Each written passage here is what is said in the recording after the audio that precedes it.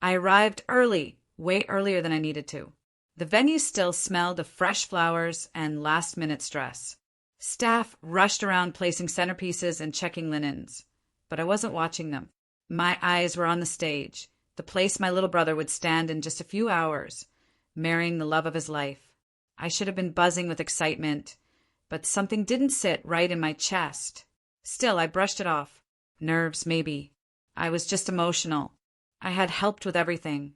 From tasting the cake samples when he and his fiancée were busy with work, to redesigning their seating chart twice when last-minute guests RSVP'd. I stayed up late, sewing together ribbon bundles for the wedding favors when the vendor messed up the delivery. I paid for the calligraphy on their invitations, quietly, without a fuss, because that's what family does, right? As I straightened out one of the napkins on a table, I imagined what the day would be like. Laughs, dancing, maybe a few tears during the speeches. I wondered if he'd mention me. Not that I needed the spotlight, God, no, but just a small thank you. Something that said, "Hey, I saw you. I appreciate you."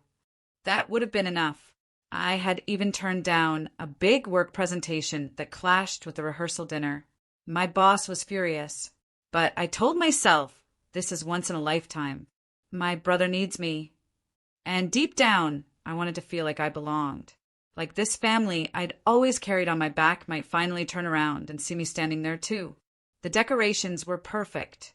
The menu, custom planned with their favorite foods, looked mouth-watering. I watched the bride's family arrive first, greeting everyone with glowing smiles. Then came mine. Our parents, some cousins, aunts. My brother didn't even glance around to find me. But again, I let it go. Big day. So much going on. He'd see me soon. I smoothed my dress and smiled at a guest passing by. Today would be beautiful, I told myself. Today, I'd finally feel part of something. I had no idea that by nightfall, I'd feel more invisible than ever. The ceremony was lovely. She looked stunning. He looked nervous but happy. Vows were exchanged. Rings slipped on, and the kiss earned a round of applause that echoed through the vineyard. I clapped, too, smiling, pretending everything felt as perfect as it looked. But something had started to gnaw at me. Something small at first, like a loose thread you can't quite place. After the ceremony, the photographer started directing the family photos. "Okay, we'll get the immediate family first," he said, waving everyone over. I stepped forward, but the photographer looked right through me. My mom ushered my brother, his bride, and their parents into position. Then came the groomsmen, bridesmaids, cousins. Even our second cousin, Sarah, who flew in from another state, was asked to join a group shot. Me. No one said my name. No one looked my way. I stood awkwardly to the side, waiting. Maybe they were saving a special one for siblings. That had to be it. But it never came. The photographer clicked away, then started packing up. My chest tightened. I walked over to my mother, trying to keep my voice light. "Hey, was there a photo with siblings?" She gave me a confused smile. "Oh, honey, I think they just ran out of time." "Don't worry." But they didn't run out of time. They took over 100 photos. Later, during the speeches, I held my breath when my brother took the mic. He thanked his new in-laws, his childhood best friend, even a co-worker who helped him with honeymoon plans. He mentioned growing up with unwavering support, and I leaned in, certain this was it. But then he looked over at our parents and smiled. "You too gave me everything. You taught me what real love looks like." That was it. No mention of me. Not a word. Not even a glance. My throat burned. I laughed softly into my champagne glass, pretending I wasn't holding my breath, pretending it didn't matter. But inside I felt it, that slow, quiet cracking, like I had somehow died in their memory and no one told me. I wasn't just forgotten. I was erased, like I had never mattered to begin with. And in that moment, surrounded by glittering lights and polite claps, I started to question if I'd been fooling myself all along. I waited until the dance floor had filled and the lights dimmed a little, casting soft golden shadows across the tables. I needed to know. I needed to understand why. Maybe it was an oversight. Maybe stress had made him forget. That's what I told myself as I made my way toward him, weaving through laughing guests and clinking glasses. He stood near the bar, sipping something dark, his new wife by his side. I waited for her to turn away, then stepped in quietly. "Hey," I said, forcing a smile. He turned, surprised. "Oh, hey." I hesitated. "Can I talk to you for a second?" He nodded and followed me a few steps away from the crowd. I could still hear the music humming behind us, but it felt distant, muted, like I was underwater. I started swallowing hard. "I noticed I wasn't in the family photos, or mentioned in your speech. And I don't mean to make this about me, really, but it hurt. I've been here through everything. I helped with the wedding, the planning, the bills." His expression didn't shift, just this unreadable, distant look. I kept going, hoping something would click in his head. "You know I had to turn down a huge meeting to be here this weekend. I've done everything I could to support you." He stared at me for a beat too long. Then he shrugged. "Honestly," he said, his voice flat, "this day isn't about people who never made us proud." The words hit like ice water down my back. I blinked, not sure I heard him right. "What?" I breathed. He didn't flinch. "You've always been the odd one out. You do your own thing, keep to yourself, and honestly, you've never really fit the mold. You moved out, barely come around, and when you do, you act like you're doing everyone a favor." I felt the ground tilt beneath me. My chest tightened. "Fit the mold." I repeated. "I've bailed you out of rent twice. I stayed up all night editing your resume when you got fired. I've given and never asked for anything back." He scoffed lightly. "Well, thanks, I guess. But today's not about you. It's about family." I stared at him, stunned. "And I'm not that." He didn't answer. My hands were trembling, but I nodded. That was all I could do. No tears. No more words. "Okay," I whispered. "Got it." I turned and walked back to my table by the exit, my heart pounding so loudly it drowned out the music. That was the moment something inside me snapped, not in anger, not even in sadness. Just finality. He made it clear I didn't belong. So I decided, right then, that I wouldn't pretend anymore either. As I sat at my table near the exit, staring blankly at the champagne bubbles in my glass, the music faded into background noise. My brother's words still echoed in my head. People who never made us proud. I wanted to laugh, not because it was funny, but because it was so wildly untrue, it almost felt like a cruel joke. They didn't know the memories I carried, the ones I never asked credit for. They didn't know that when we were kids and he broke Dad's expensive watch, I told him it was me. I took the grounding, the yelling, the icy silence for a week because he was scared. He was just a kid, and I figured that's what big sisters do. They didn't know that during college, when he was failing his math class and terrified of losing his scholarship, I stayed up for nights helping him cram, rewriting notes, tutoring him even when I had my own finals. I skipped parties, gave up a spring break trip, all so he could pass. They didn't know that when he lost his job at 25 and moved back home with nothing, I quietly sent our parents money every month to cover the extra bills. I told them to pretend it was their idea, to protect his pride. And when he started that side hustle selling art prints, I was his first buyer. I made fake accounts just to boost his reviews. And maybe the one that stings the most, I passed on grad school in another city because Mom cried about losing the glue of the family. I stayed. I settled for a job I didn't love just to keep the peace, just to be close. I did it all without expectation. No medals, no applause, not even acknowledgement. I didn't need it. But being called a disappointment? Being told I didn't make them proud? That broke something sacred. They had no idea how many times I'd put myself last.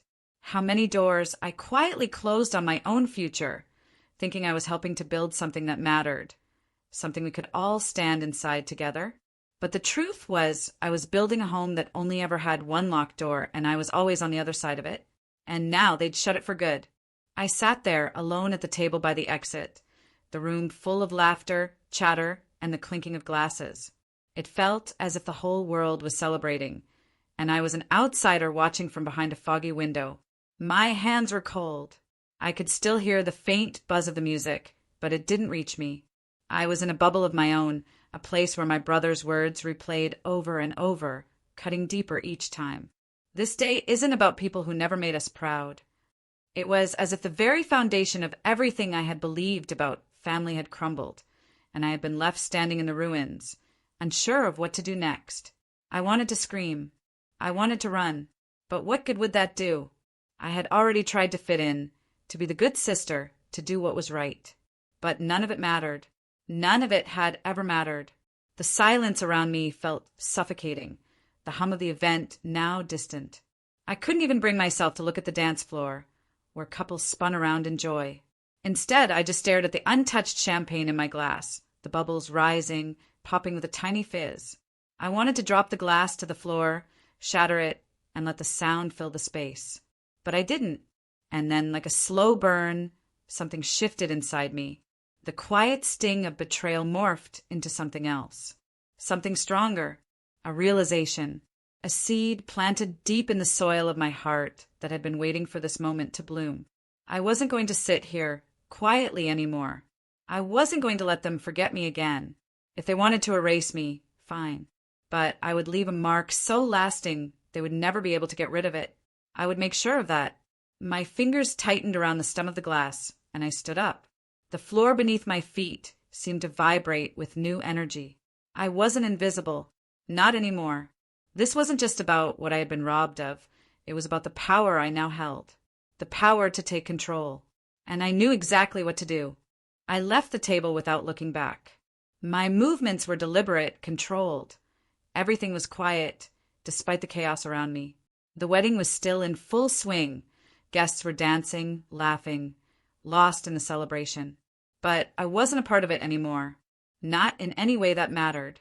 I stepped outside into the cool night air, the faint hum of the party muffled behind me. My phone was in my hand before I even realized it, my fingers moving with a purpose I couldn't quite explain. The catering company's number was already saved in my contacts. I had made sure of that earlier when I was helping organize everything. I stared at the screen, my thumb hovering over the call button for a moment, as if the decision had yet to fully settle inside me. But it had. I wasn't going to back down now. The ringing on the other end felt too loud, too sharp. It echoed in my ears like a ticking clock, counting down the final moments of the choice I had just made. It felt like 100 voices screaming at me to stop, telling me that I was overreacting, that there was no need to take things this far. But the voice inside me, the voice that had been silenced for years, was louder now. "Good evening," a voice answered. "How can I assist you?" I took a breath. "I need to cancel the final payment for the wedding." The woman on the other end paused. I'm sorry, could you clarify? You'd like to cancel." I let the question hang in the air for a moment, my fingers tapping lightly on the side of the phone. Part of me wanted to hesitate, to think it through, but I couldn't. I was tired of thinking. Tired of being the good sister, the one who always helped, the one who bent over backward for people who wouldn't even show me the smallest amount of gratitude. "Yeah," I said, my voice steady despite the chaos building inside me. "I want to cancel the final payment. I don't want any of the food to be delivered." I could hear her typing on the other end. "Are you sure, ma'am? We've already prepared." "I'm sure," I interrupted softly. "Cancel it all." There was a long pause, and I could feel her confusion through the phone. But I didn't care. No more hesitation, no more explaining myself. I was done with trying to be the person everyone could rely on, only to be overlooked when it mattered. "I'll also need to change the contact info for any future correspondence," I added, my voice even. "Make sure the payment doesn't go through." Another silence. Then she simply replied, "Understood, ma'am. I'll take care of that right away." I hung up the phone before she could say anything else. The night air felt colder now, but there was a warmth spreading inside me, a sense of power, however small. I hadn't screamed. I hadn't fought. I'd simply acted. And in that quiet, simple decision, I had just taken the first step in making them realize what it felt like to be forgotten. The first few minutes were filled with confusion. Guests glanced at each other, wondering if the delay was just a temporary hiccup. The air was still thick with laughter, people sipping their drinks, chatting, but there was an underlying tension that hadn't been there before. "Isn't the first course supposed to be served by now?" someone asked, looking at the empty tables. The silver platters that had once gleamed with anticipation now sat still untouched. The clink of glasses seemed louder now, the conversations a little more strained. I sat in my quiet corner, just beyond the reach of the ballroom lights, watching it all unfold. I didn't have to say a word. No explanations. No dramatic confrontations. It was all happening without me needing to lift a finger. Then I saw him, the groom, my brother, standing at the far end of the room. He looked like he was about to burst. His jaw was clenched, his eyes scanning the crowd like he was looking for someone to blame. "Where's the food?" he muttered under his breath, walking hurriedly toward the catering manager. I could hear the panic in his voice, even from across the room. "Why is nothing coming out?" The manager, sweating under the pressure, scrambled to explain. "There's been a delay, sir. The delivery is—" "No," my brother cut him off, his voice rising slightly. "This is the first course. Why are we even waiting for it? It should have been here by now. What the hell is going on?" I didn't need to be close to hear the tension in his words. Guests were starting to notice now, their conversations halting. Some people fidgeted in their seats. Others exchanged awkward glances. It was impossible to ignore the growing awkwardness. Whispers began to float around the room. Maybe there's a problem with the kitchen? Shouldn't the wedding planner have confirmed everything was ready? The caterers were running around now, faces flushed with embarrassment. They checked their phones, muttered among themselves, but the food never came, not even the appetizers. Then the family, sensing the unease, began to unravel in their own way. My parents were suddenly up pacing, looking for answers, offering explanations that were half-hearted at best. My mother shot a nervous look at my brother, who was growing visibly more anxious. The room was filling with a strange, uncomfortable tension. Every minute felt like an hour. And through it all, I just sat there watching. The satisfaction bubbling inside me wasn't loud or dramatic.